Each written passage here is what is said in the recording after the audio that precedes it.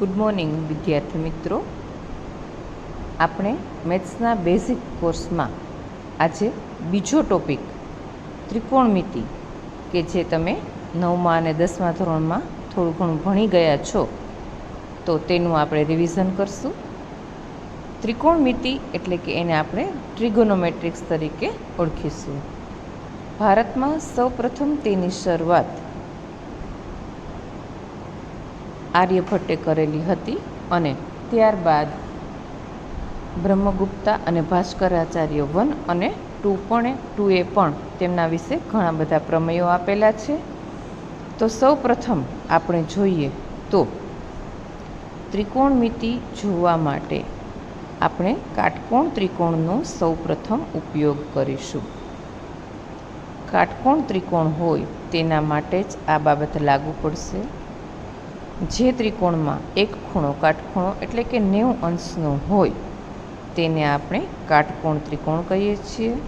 અહીં ABC કાટકોણ ત્રિકોણ જોવા મળે છે, જેમાં ACને આપણે વિકર્ણ એટલે કે હાઇપોટેનિયસ H તરીકે ઓળખીશું. હવે અહીં આપણે જો જોવા જઈએ તો પાયથાગોરસનો નિયમ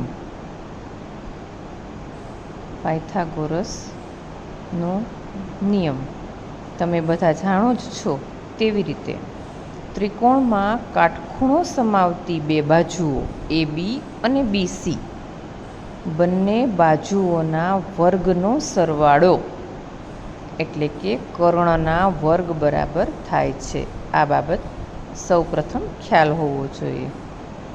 હવે આપણે આગળ જોઈએ તો ત્રિકોણમિતિય વિધેયો જે છે તેની વાત કરીએ તો ધારો કે ખૂણા Cને આપણે થીટા તરીકે નામ આપી દઈએ. એટલે કે જો ખૂણો C થીટા હોય તો હવે અહીં આ જે છે એ થીટાની સામેની બાજુ કહેવાશે.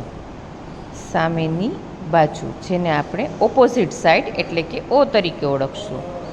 અને આ જે છે એ થીટાની પાસેની બાજુ જેને આપણે એડજેસન્ટ સાઈડ એટલે કે A તરીકે પણ ઓળખી શકીએ છીએ. તો સૌપ્રથમ તમે જે જોઈ ગયા છો એવી જ રીતે આપણે જોઈએ તો સાઇન થીટા એટલે કે સામેની બાજુ અને એના છેદમાં કર્ણ. એટલે બીજી રીતે જોઈએ તો O/H. O એટલે ઓપોઝિટ સાઈડ અપોન હાઇપોટેનિયસ. તો અહીં સામેની બાજુ બને છે AB અને કર્ણ બને છે AC તરીકે. હવે એવી જ રીતે આપણે આગળ જોઈએ તો કોસ થીટા. હવે કોસ થીટા એટલે કે પાસેની બાજુ અને એના છેદમાં કર્ણ જેને આપણે A/H એડજેસન્ટ સાઈડ અપોન H તરીકે પણ ઓળખી શકીએ. કોની પાસેની બાજુ તો કે થીટાની પાસેની બાજુ. આ સામેની કહેવાય, આ કર્ણ કહેવાય, આ પાસેની બાજુ. તો અહીં જોઈએ તો BC/AC તરીકે આપણે લખી શકીએ. તો મુખ્યત્વે બે વિધેય છે, સાઇન થીટા અને કોસ થીટા. હવે બાકીના જે છે એના માટે આપણે વ્યસ્ત વિધેય તરીકે પણ જોઈશું. તો ટેન થીટા એટલે એનો અર્થ એવો થશે કે સામેની બાજુ છેદમાં પાસેની બાજુ. હવે સામેની બાજુ એટલે O અને પાસેની બાજુ એટલે A. ઓપોઝિટ સાઈડ અને એના છેદમાં એડજેસન્ટ સાઈડ. તો બીજી રીતે કહીએ તો AB અને એના છેદમાં આવશે BC તરીકે. આ બેઝિક કન્સેપ્ટ ક્લિયર હોવો જોઈએ. હવે આપણે વ્યસ્ત વિધેયો તરીકે પહેલાં વાત કરી લઈએ તો કયા કયા વિધેયો છે એ વ્યસ્ત વિધેયો તરીકે ઓળખાશે. તો સાઇન થીટા છે એનું વ્યસ્ત વિધેય છે કોસેક થીટા. તો આના ઉપરથી આપણે એવું સૂત્ર પણ યાદ રાખવાનું છે કે સાઇન થીટા અને કોસેક થીટાનો ગુણાકાર 1 થાય. અથવા બીજી રીતે કહીએ તો કોસેક =1/sin પણ લખી શકીએ.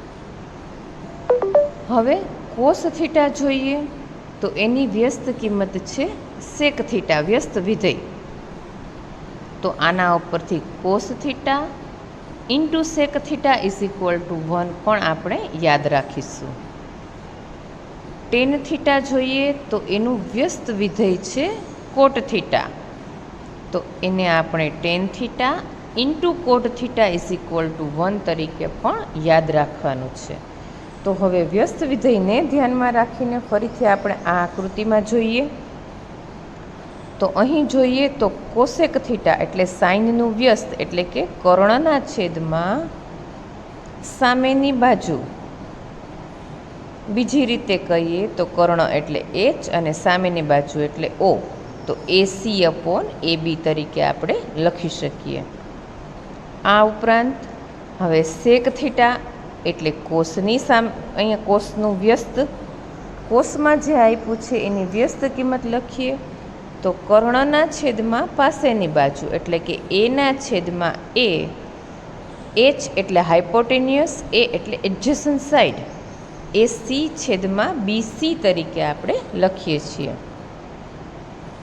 અને ટેન થીટા એટલે ફરીથી આના ટેન થીટાનો વ્યસ્ત છે કોટ થીટા, તો કોટ થીટા ઇઝ ઇક્વલ ટુ પાસેની બાજુ છેદમાં સામેની બાજુ, તો બીસીના છેદમાં એ બી, કોની પાસેની અને સામેની, તો કે થીટાની. હવે આ ઉપરાંત આપણે જોઈએ તો ten theta is equal two આપણે લખી શકીએ sine theta upon cos theta, અને કોટ થીટા એટલે કે એનું ઉલટું cos theta upon sine theta. તો આ 6 ત્રિકોણમિતીય વિધેયો કાટકોણ ત્રિકોણમાં જો કોઈ પણ એક બાજુ આપેલી હોય તો કેવી રીતે મેળવાય એનો તમને ખ્યાલ હોવો જોઈએ, જે તમે 9મા અને 10મા ધોરણમાં આ બધું ભણી ગયા છો. તો આ વાત થઈ ત્રિકોણમિતીય વિધેયોની કાટકોણ ત્રિકોણને આધારે.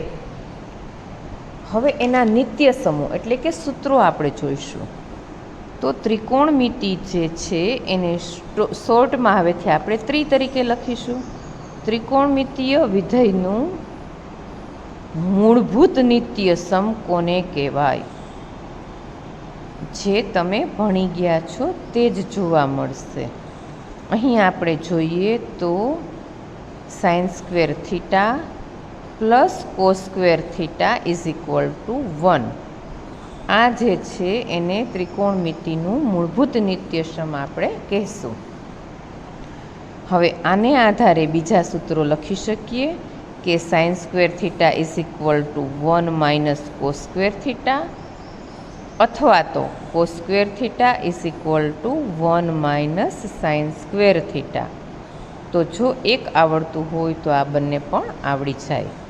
હવે આના ઉપરથી મેળવેલા બીજા નિત્ય સમૂહ આપણે કેમ મેળવાય તે જોઈએ, અને ત્યાર પછી શું યાદ રાખવાનું. તો મૂળભૂત નિત્ય સમૂહમાં બંને બાજુએ જો આપણે કોસ સ્ક્વેર થીટા વડે ભાગાકાર કરીએ, જે ક્રિયા કરો તે બરાબરની બેય બાજુ આપણે કરીએ તો આપણે આ રીતે લખી શકીએ. શું કર્યું? મૂળભૂત નિત્ય સમના દરેકના છેદમાં કોસ સ્ક્વેર થીટા.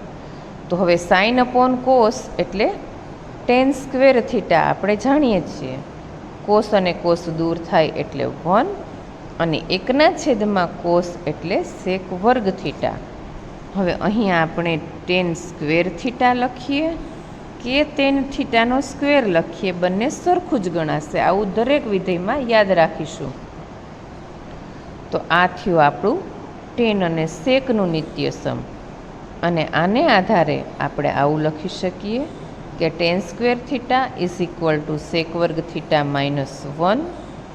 આ ઉપરાંત સેક વર્ગ થીટા માઇનસ ટેન વર્ગ થીટા ઇઝ ઇક્વલ ટુ 1 અહીં આપણને જોવા મળે છે. તો આ એક ઉપરથી બીજા બે મૂળભૂત નિત્યસમો આપણે મેળવ્યા. હવે ટેન અને કોટનું મેળવીએ તો sine square theta plus cos square theta is equal to 1. હવે આના માટે આપણે જોઈએ તો દરેકના છેદમાં આપણે સાઇન સ્ક્વેર થીટા લખીએ છીએ 1 અપોન સાઇન સ્ક્વેર થીટા. એનો અર્થ એવો કે સાઇન અને સાઇન દૂર થાય તો 1, કોસના છેદમાં સાઇન એટલે આપણે જોયું કોટ સ્ક્વેર થીટા, અને એકના છેદમાં સાઇન એટલે કોસેક સ્ક્વેર થીટા.